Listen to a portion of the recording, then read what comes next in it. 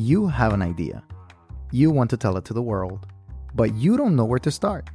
That's where Anchor comes in. They have the tools for you to edit, produce, and record your idea right from your phone or computer. It's the easiest way to reach and grow your audience. They publish for you to Spotify, Apple Podcasts, and all major platforms. And to top it all off, they match you with advertisers so you can earn from your passion and your wonderful idea. So tell me, what are you waiting for? Download the Anchor app or go to anchor.fm to get started and follow your dream.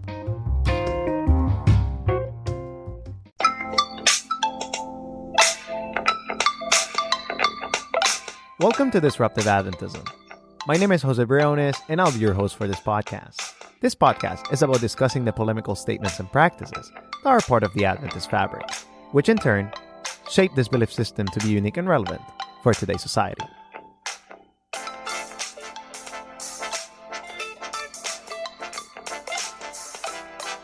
Welcome back, everyone, to Disruptive Adventism. We're really excited that you are here with us, and today we're going to introduce our series on sexuality. Are you excited, Katelyn? Oh, of course I'm excited. This is a topic we don't get to touch very often in our church, or we choose not to touch very often. So I am super excited to have this conversation with you, Jose, and I'm excited for all the people who've tuned in. I think we're going to have a good talk today. Yeah, I think so too. We have some material coming up for you guys, and I think you guys are going to enjoy it a lot. But before we get too deep into it, Katelyn, tell us what you did over the holidays. Yeah, over this holiday, wow, it was fantastic, Jose. First of all, just getting a break from work and class was wonderful. But I actually just finished up the second annual A Campbell Con, which I talked about earlier this year in a podcast. This is something that A Campbell Consultants, which is a company that I'm a part of, something that we've put on. This is our second year putting on this board game convention, and it was a lot of fun, just meeting people and deepening relationships. Even ended up having some good opportunities to talk about faith and spirituality and trust in God, all kind of as a result of playing games together. So it was a really good time. Now, how about you, Jose? You doing anything exciting? Anything happy or fun that you did over the holiday season? The funnest thing that I did was I went to Disney World in Orlando. Ooh. So yeah, I went to Disney World. I've been moving, so that's pretty much all my holiday. I've been moving from place to place. Went from Michigan to Southern Georgia, where I'll be located from now on. If any of our listeners are in the South, just hit me up. We're gonna go record you. So just let us know. But I was in Florida for a good part of it. I went to Awaken Conference. That's something that happened in Carolina. It was fun. It was good. We actually had like a white party dress, like, whatever, and like I think it was called a chic party. It was kind of interesting. A chic party. After the conference, it was kind of interesting. I was not expecting that, but it was like a lot of fun stuff. We played Jenga, like life-size Jenga. Ooh, nice. And there was Mario Party. So that was fun too. I got to see a couple of friends. I saw Caleb Isley from Humans of Adventism. Shout out to Caleb. If you haven't listened to his podcast on our feed, just go down a couple of podcasts, you'll find him. And I saw Ryan Becker from Absurdity Podcast as well. Shout out to Ryan as well. And yeah, I did a couple of things, enjoyed, and I ate a lot of food. That's what the holidays are for. Yeah, it would be a sad holiday if you did not eat some good food. Yeah, I'm pretty happy that I got some good food. But let's get to the topic for today. So, Katelyn, tell us, what's sexuality in your view? Wow, that is a really big question. It is. What is sexuality? I think when we talk about sexuality, it encompasses a lot of different aspects.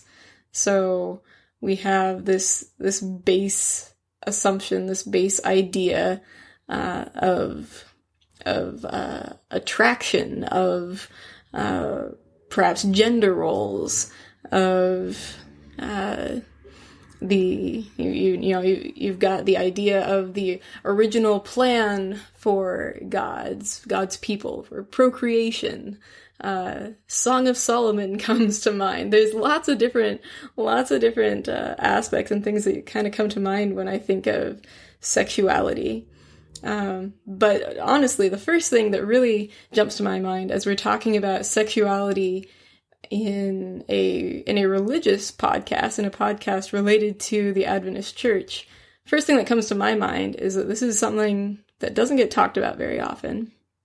I was teaching a senior Bible class at one of our high schools back west, and on the day that, or the week that I was spending, that I had set aside to specifically talk about sexuality and the Bible and life choices, I started by asking my high school seniors, what have you heard about sex from the church? And what do you think were their responses, Jose? Pretty sure they said nothing. Yeah, I got like two main responses. I had kids who said, we've heard nothing about sex from the church. And then the other response was, we've heard, don't do it. And that's about it. Is either it's absolutely silent or don't have sex. And which is why I'm really excited that we are having this series, because unfortunately, I think we have kind of sequestered this topic away. We have attached it to some taboo connotations, and so we end up limiting our conversation on sexuality, and that conversation can just be completely vacant, as some of these kids have said, or it can be reduced down to a very simplified answer of what to do with it or how to engage with it. So I'm really stoked that we're even talking about this, because I think that sexuality is something that God gifted humanity with. And anything that is a gift from God has the potential to be twisted by sin, but is not inherently sinful. You know what I mean? Like, this is something that I think we've kind of put some bad labels on because we're in a broken world. But I think there's a lot of goodness and there's a lot to dissect and understand in the topic of sexuality. What do you think, Jose? I definitely resonate with that. I think it's very, very important that, we discuss this topic. It doesn't get touched on a lot, sadly. But I think it's the prime time, especially with youth and young adults.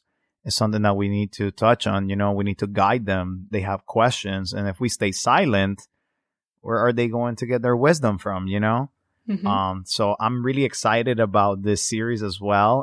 And alluding to that, we have an episode on that in this series called Sex Talk. So, but I didn't do that one. Katelyn did. So tell us a little bit about that episode, Katelyn. What happens? Just give us like a short ad for that one specifically. Yeah, you'll definitely want to tune in for Sex Talk with Jose Gonzalez. It's going to be a fantastic conversation. I sat down with Jose a little while back, and we talked about just how we as a church can make strides forward in positive conversation about sex. And a lot of it honestly starts at home. It starts with how parents can discuss content that is perhaps a little uncomfortable for them at first, but discuss topics that ultimately allows kids to learn from a young age in a very appropriate context. And by that I mean, with the age of technology we have right now, kids can learn anything about anything, and a lot that they're learning from the internet is not going to be taught in a very kind or positive or God-affirming way. And so we'll hear from Jose about this concept of how parents can begin engaging with their kids even at a young age in a way that can help them be edified in a godly perspective on sexuality. That's just give a little snippet on that. We talk about a whole lot more, but I think that's kind of at the core that we can start examining, and something that you can look forward to. Yeah, and I think that that's like the first step, you know, as you said, as I said, and as Jose's going to say in like the next episode. That's the important thing. Just talk about it. You know, if there's something that you want to know when it comes to sexuality, the first step is just to talk about it. And that's why we're doing this. Kind of like, you know, something that the church doesn't talk about as well is LGBTQ relationships. You know, and there's a wide spectrum. We are not going to have a full series on this yet. So this one in sexuality is not going to focus on that, on that group of people, on that community, you know. A lot of people say LGBTQ issue, you know, and I hate it when people say that, because it's like, at the end of the day, like, you know, when you think of this, it's like saying, oh, you know, how would you like it if they will say the heterosexual issue, you know? Like, these are people that have social, you know, needs. They have just, they're people, you know, and at the end of the day, they have a sexual preference that may be different than ours, you know? And I'm talking about Christians, I'm talking about that, but we're definitely planning for the future a series on full LGBTQ conversation, and IA, of course, like, you know, you have different aspects, you know, the questioning, asexual, intersex, you know, pansexual, all of these things. But Katelyn, what have you heard from the church when it comes to this respect? You lived in the Pacific Northwest, which is a more, I guess, progressive, you know, area politically.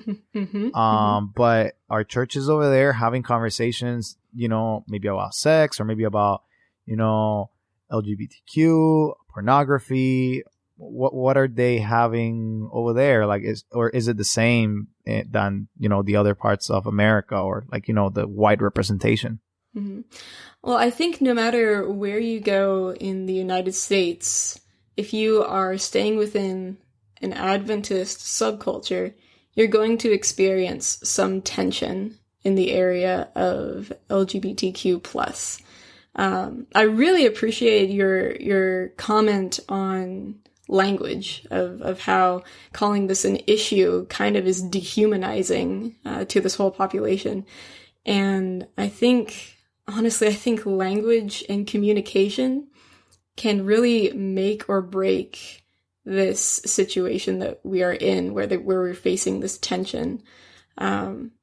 Something that I think I've gotten to see out in the, I'll admit, yeah, Pacific Northwest, I come from a more progressive, more, dare we say, liberal part of the country. And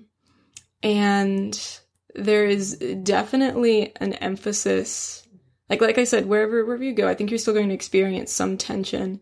But I would say that there's definitely more of an emphasis on simply caring for the individual.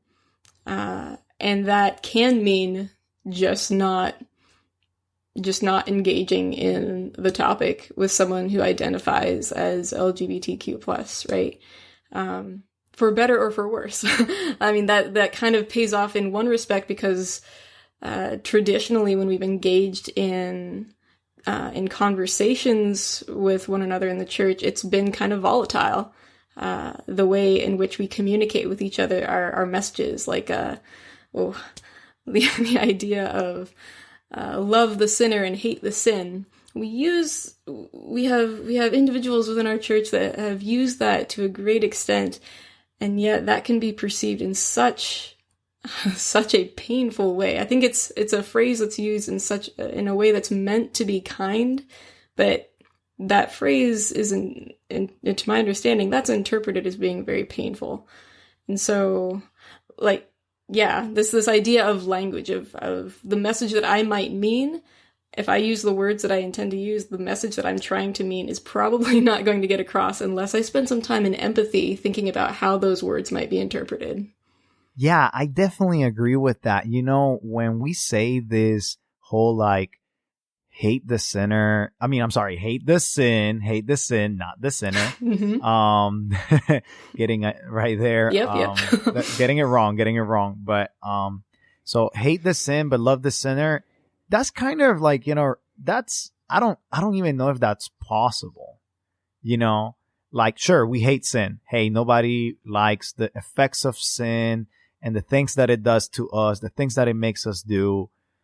But I think that we need kind of like a redefinition of like how we operate and how we understand sin, because especially when it comes to a conversation of sexual preference and sexual behavior, they're very two different things, and a lot of people damage other people because of their preconceived ideas. Completely. And yeah, I think that definitely we need to, starting the conversation. That's why, I love the episode on sex talk that's coming out, because it's like, that's where it starts. Like, having a conversation, having an honest conversation with another person, and saying like, I don't have all the, understanding. I don't have all the power to say what's wrong, what's right. I don't have authority. The Bible is there and I'm going to base myself out of that. But let's study it together. Let's analyze all the arguments. Let's, see what the Bible says for itself. And, let's take the experts' opinions into account too, So, yeah, I think that whole idea of love the sinner, hate the sin, it's used kind of like to damage. At the end of the day, it's just sometimes used to damage people. Yeah. Instead of having a conversation with them, because it assumes that I know what the sin is. Right. And sometimes we don't know what the sin is, because it's like, for example, this is a loaded question, and we're definitely going to deal with this in a future series. But is identifying, as a gay individual, let's say, like I say, I'm gay, is that a sin? Or is it that the actions that I do, is that the sin? And the Bible, I think, is clear on that. Like, when it says that, there should not be laying down of men with men, or, other passages that may be a little bit obscure or whatever, but at least it speaks to the idea of practices, because like, I think the Bible is very clear that it shows that it is important to consider the practices, because sure, your thoughts are evil, and that's a sin too, right? Like, if our thoughts are evil, that's a sin. But at the end of the day, all of us will be guilty all the time, every day, and every single time, if we were judged by that measure. So I think deeds, it's not that they count more, but like deeds have like, kind of like a different framework to operate, because I personally don't think identifying necessarily has, like a sinful inherent idea. What do you think about that? Well, in general, I tend to, in tense areas like these, I tend to err on the side of, I am going to love and care for this person who is in front of me. And if there is convicting to be done, I'm going to let God do the convicting.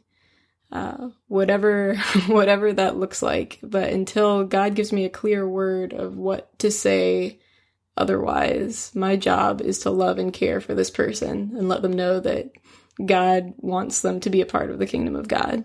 Yeah, that's a balanced approach, I think. Yeah. Again, I am from the Pacific Northwest.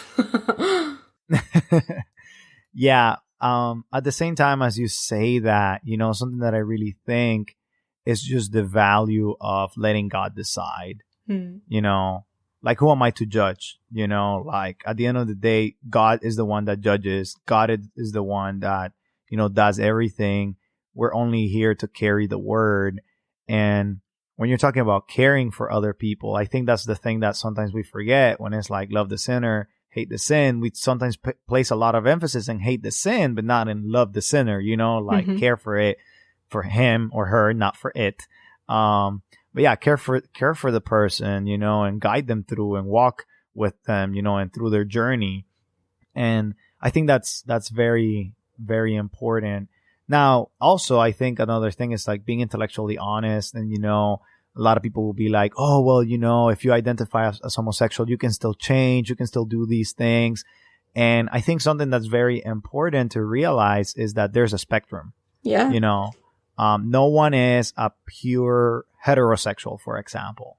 Like it's a spectrum. Like, what does it even mean to be pure heterosexual or pure homosexual or pure pansexual or pure like, you know what I'm saying?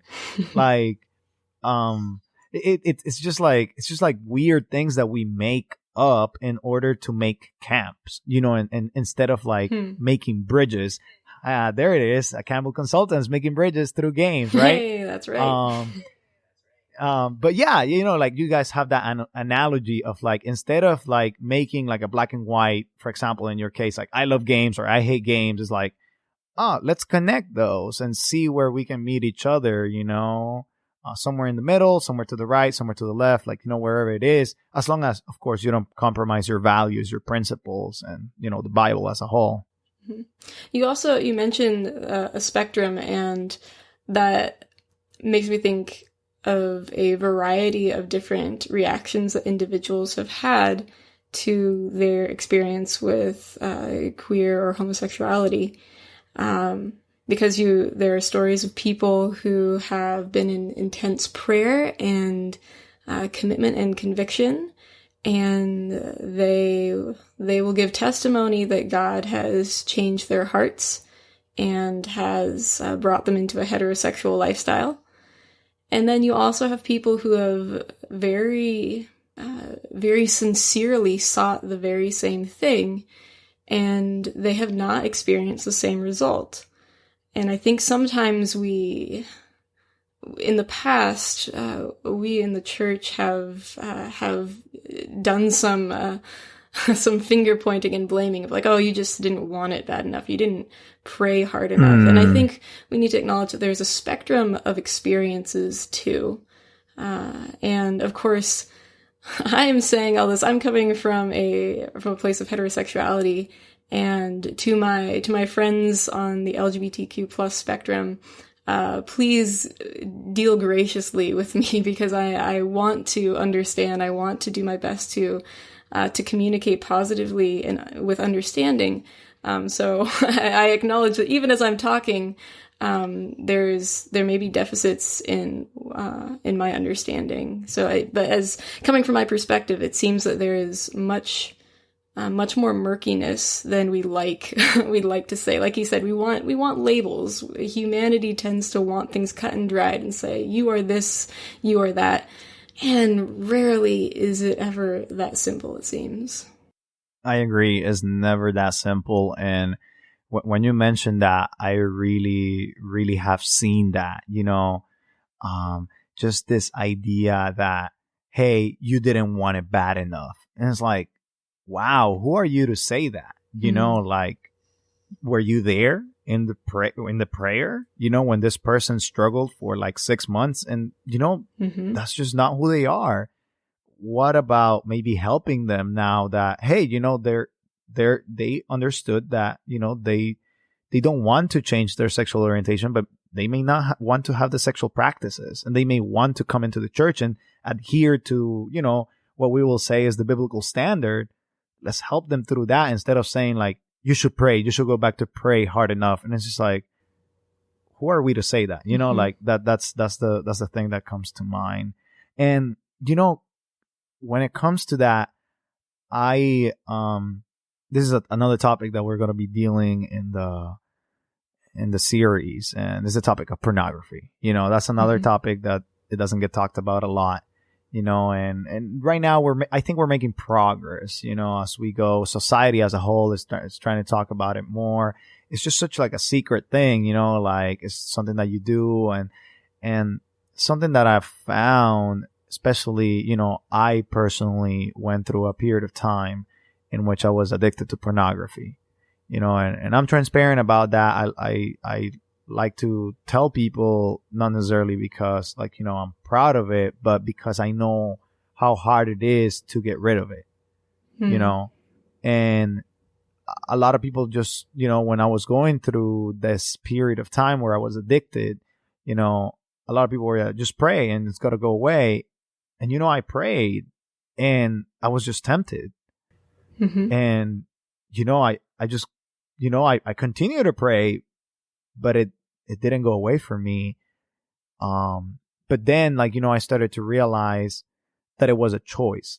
And in this specific, I'm definitely not correlating this with LGBTQIA. So, not making a direct correlation, but with pornography, for example, which was a problem for me, I started to decide not to, indulge in this practice because I wanted to remain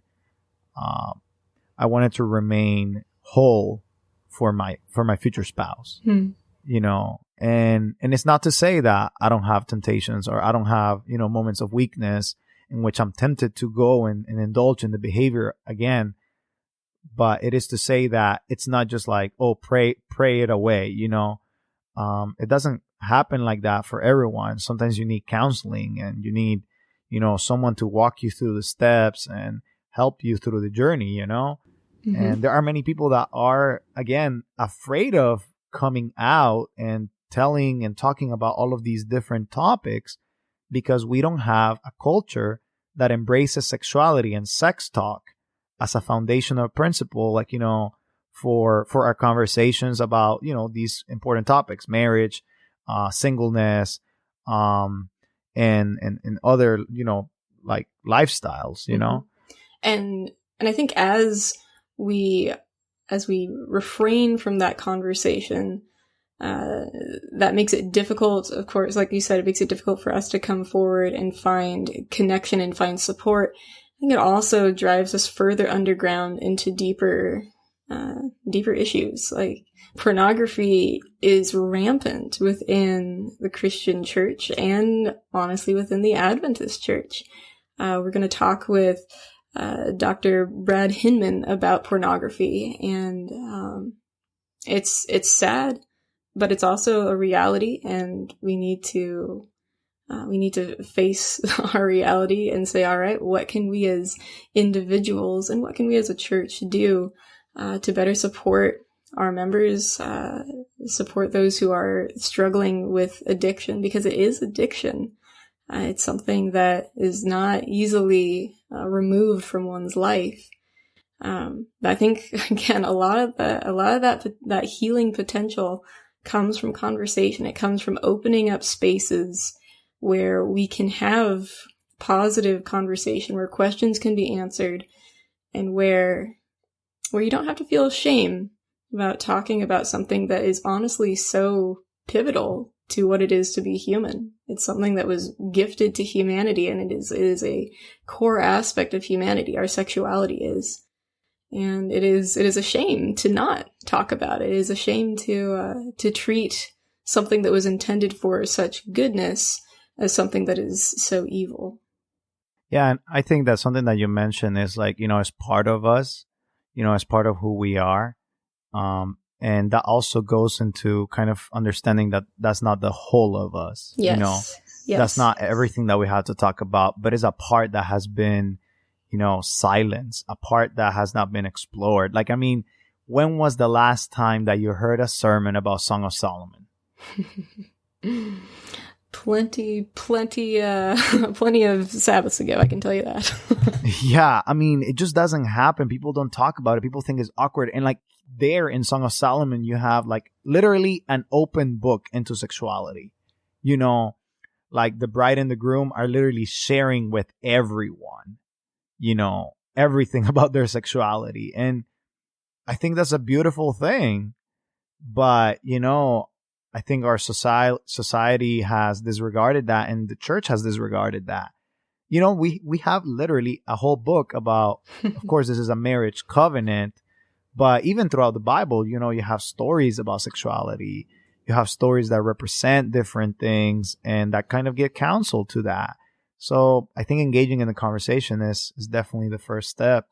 So I'm really excited for people to listen to these interviews and to, just kind of explore the different areas that they're going to be enjoying. So I'm really stoked. Yeah, it's going to be good. I'm really glad that you guys are having a listen, and hopefully this gets you thinking about things in a new way, or spurns some other thoughts or ideas, or ideally more conversation. This is what this is all about, right? We're having open dialogue about these important topics.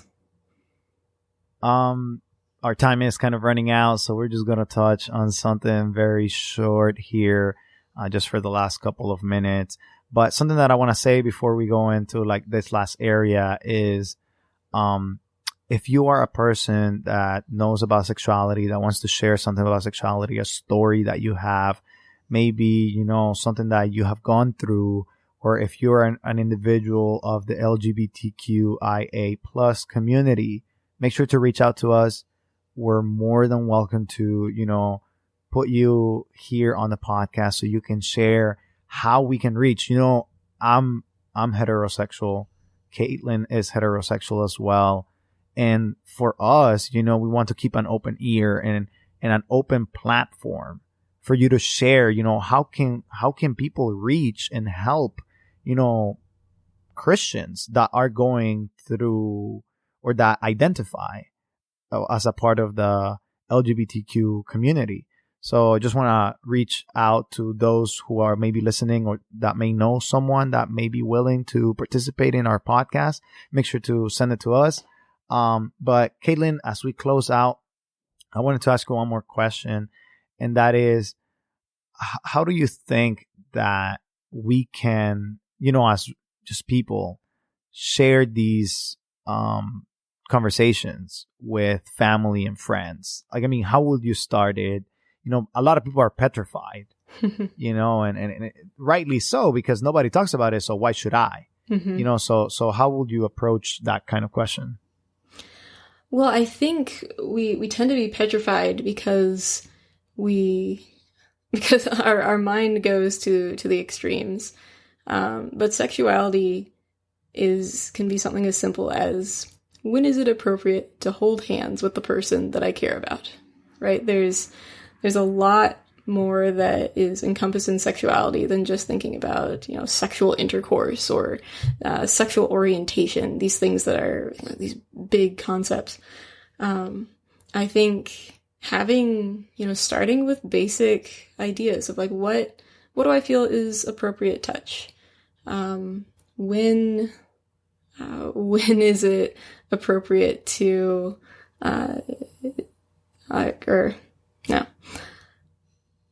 what are boundaries that I want to keep, or what are values that I want to hold? I think that we can start with some of these basic ideas that begin to set a baseline and begin to develop for us. But I don't think, as we talk about this idea of starting conversation about sex, don't worry, you don't have to start by like jumping straight into the deep end. You can work up to it. There's a lot to talk about. I think that would be my biggest suggestion is start with basic conversations. Basic conversations with friends, with family, with people that you're dating. Maybe you're dating someone and you haven't had a conversation about, you know, something as simple as what are your physical boundaries. I think that's where you can begin. Start with the baby steps, and you'll gradually become more comfortable to talk about things that maybe you have bigger questions on or want to wrestle with a bit more with some supportive friends or family around you. I hear that. Honestly, that's a very, very good idea. I really resonate with that. I think that's very important, especially for couples, you know, and for people that may be starting a relationship, or, you know, just that are just starting to have, you know, conversations about sexuality with their parents, or, you know, whatever it is. Just make sure to kind of start the conversation, and don't be afraid, you know, start together and finish together. Right. I mean, I think that's a good value. Well, that's been our time for today. We really hope that you're going to enjoy the interviews that are going to come. If you have any feedback, please make sure to reach out to us on Instagram, Facebook, or our email. Go to our website as well. We're going to have new blog posts coming up. We're really excited. If you want to write for Disruptive Adventism, we have a great opportunity for you. Just email us your draft, and we're going to be kind of looking at it, sending it to our editor, and if we publish it, you get paid. So that sounds like a pretty sweet deal to me. Katelyn sounds like, paid. Yes, that's always great. So yeah, we want to help those who are, creating content in the Adventist church or outside of the Adventist church. If you just want to share a story or whatever it is, if you're one of our listeners that is not Adventist, just make sure to send it to us, and we are publishing you. And, if we publish you, we send you money. So that's a great opportunity for you. If you want to be, if you have a podcast and you want to be sponsored, also reach out to us. We're trying to help people to start their own podcast and give resources, we've been blessed, to have resources. So we're trying to share with you guys so that, we can keep impacting and disrupting this world. But thank you for listening today. It's been a great time. And if you want to collaborate with us financially, go to patreon.com/disruptiveadventism. Otherwise, please just review us on iTunes or your favorite podcatching app. We appreciate your time. We really hope that you also join us in our next podcast and this series and the future ones. And as always, we invite you to be disruptive.